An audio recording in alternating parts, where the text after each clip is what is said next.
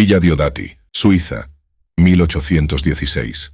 Una noche tormentosa ilumina el lago de Ginebra con destellos eléctricos, mientras un grupo de jóvenes escritores se reúne alrededor del fuego. Lord Byron, Percy y Mary Shelley y John Polidori leen relatos de fantasmas y se desafían entre ellos a escribir una historia de terror. Esta noche nacerán dos monstruos que perduran hasta el día de hoy. Mary Shelley escribe su primer borrador de Frankenstein y John Polidori su relato El vampiro. Bienvenidos a otro encuentro a medianoche. Soy Teo, y siguiendo con el tema del mes de octubre, hoy vamos a investigar cómo surgió y se desarrolló el mito de los vampiros desde sus orígenes hasta la imagen del vampiro actual. John Polidori no fue el primero que escribió sobre vampiros, pero sí el que perfiló la base del vampiro icónico que luego desarrollaría Bram Stoker en su novela Drácula. En la época en que escribe Polidori, la figura del vampiro era ampliamente conocida, no tanto como un personaje de ficción, sino sobre todo como un supuesto ser de ultratumba que existía de verdad en Europa del Este. En el folclore europeo siempre han existido leyendas sobre difuntos que vuelven a la vida convertidos en criaturas sobrenaturales y forman parte de una tradición universal. Se les conoce con distintos nombres, como los Draugr escandinavos o los Revenants de la Europa medieval. Pero los muertos vivientes de las leyendas eslavas tienen una característica común que no comparten con los del resto de Europa: se alimentan de sangre de los vivos.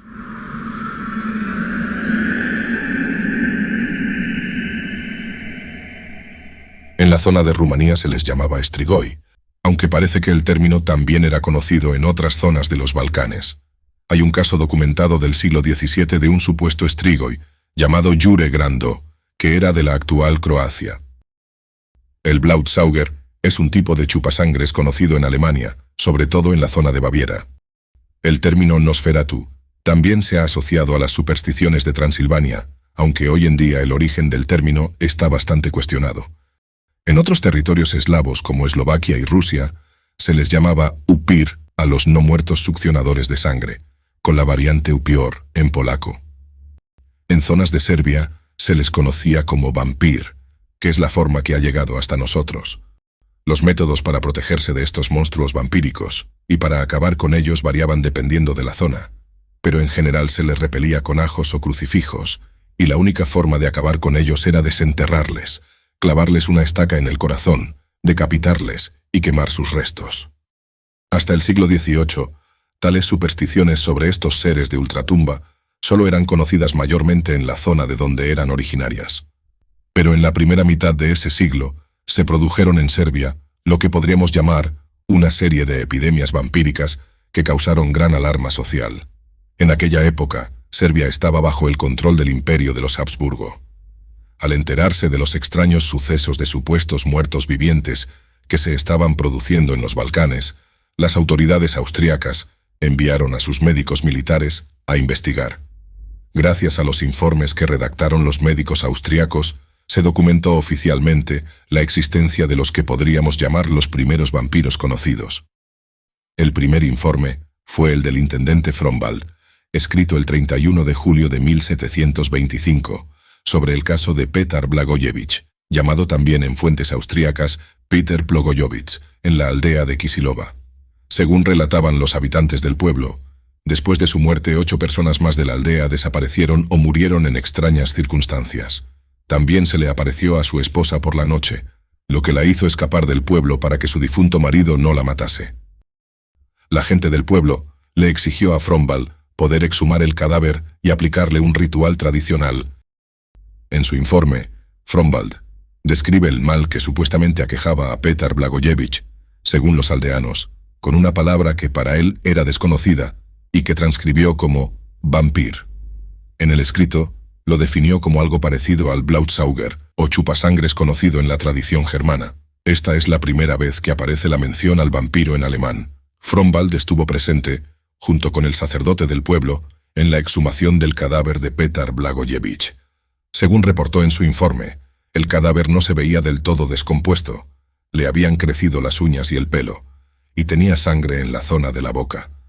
Todos estos indicios convencieron a los presentes de que se trataba de un vampiro, por lo que se procedió a realizar el ritual propio de la zona, para evitar que siguiese atormentando a los vivos. Se le clavó una estaca en el corazón y después se quemó el cadáver.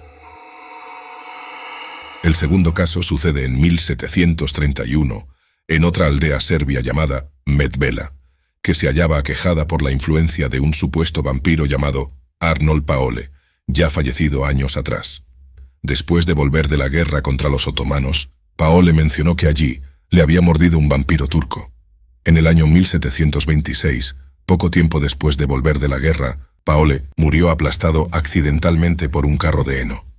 Unas semanas después de su muerte, 4 personas de la aldea afirmaron haber sido atacados por el fantasma de Paole, y pocos días después se murieron.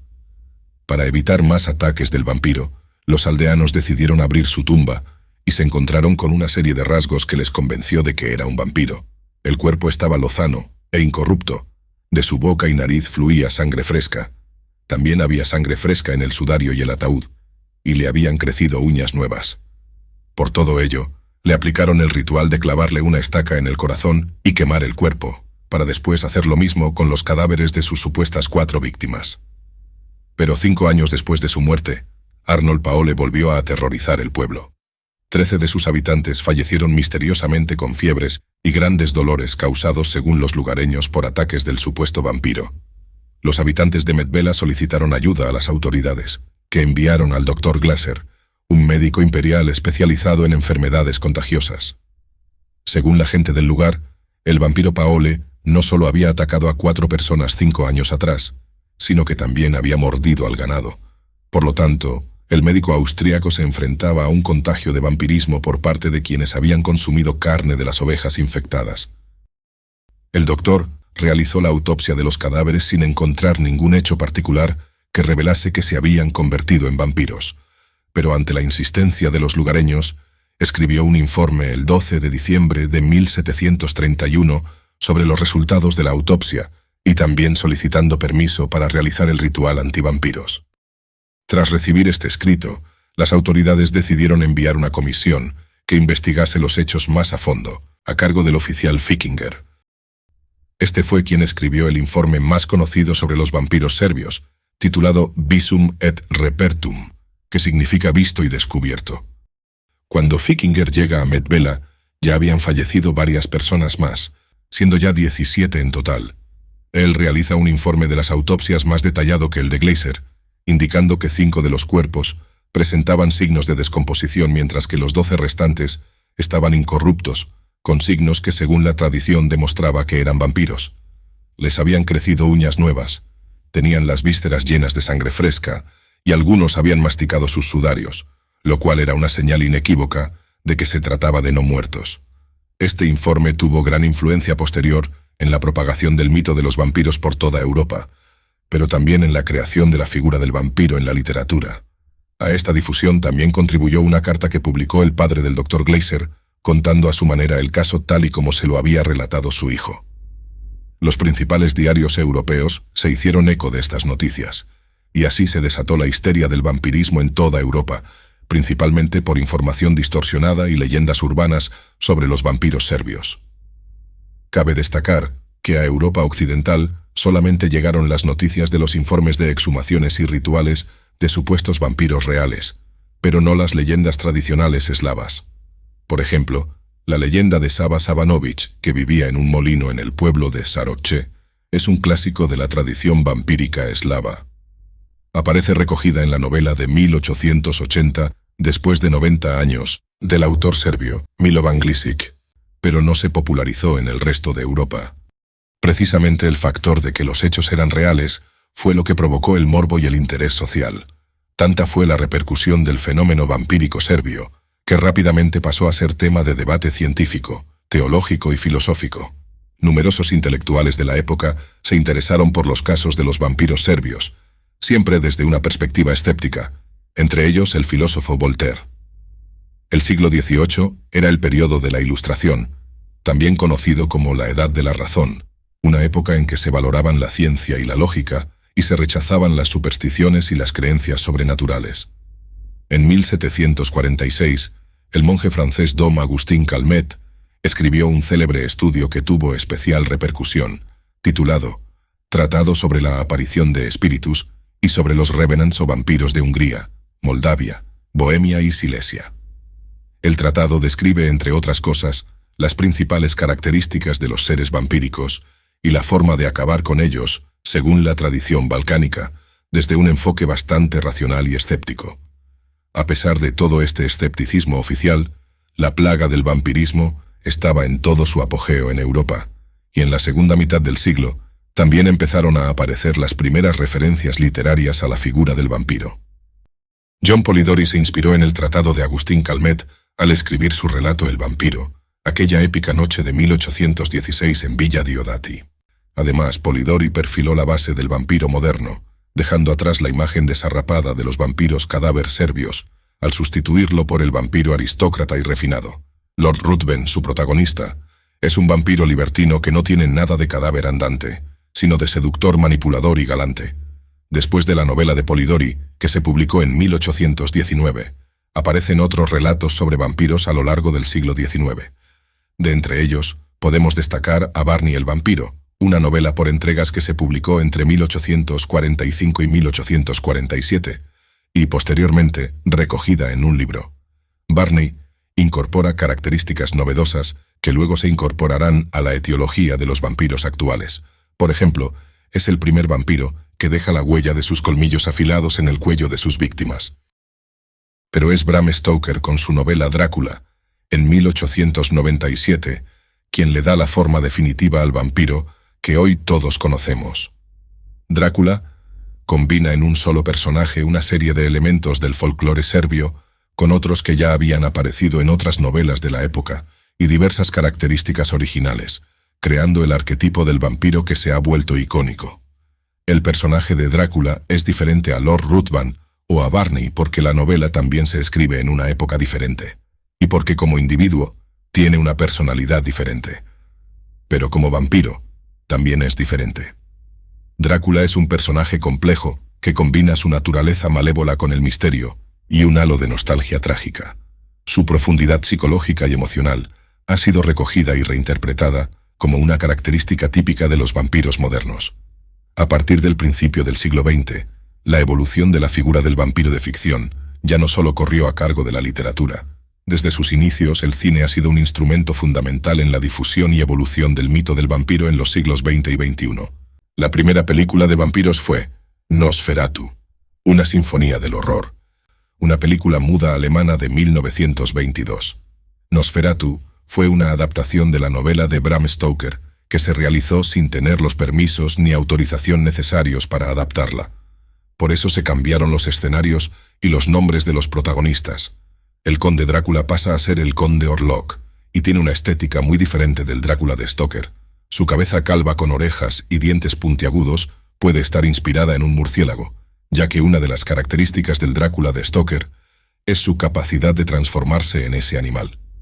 Además, sus rasgos cadavéricos podrían basarse parcialmente en el aspecto de los vampiros, Strigoi y demás seres vampíricos de las tradiciones eslavas, que no dejan de ser cadáveres reanimados.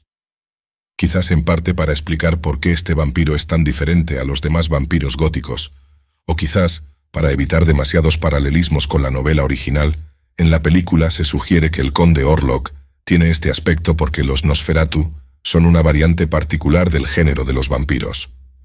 El término Nosferatu ya existía anteriormente asociado con leyendas vampíricas rumanas, aunque parece estar basado en interpretaciones erróneas. Bram Stoker lo menciona en su novela, afirmando que significa no muerto en rumano, pero en realidad la palabra no existe en este idioma.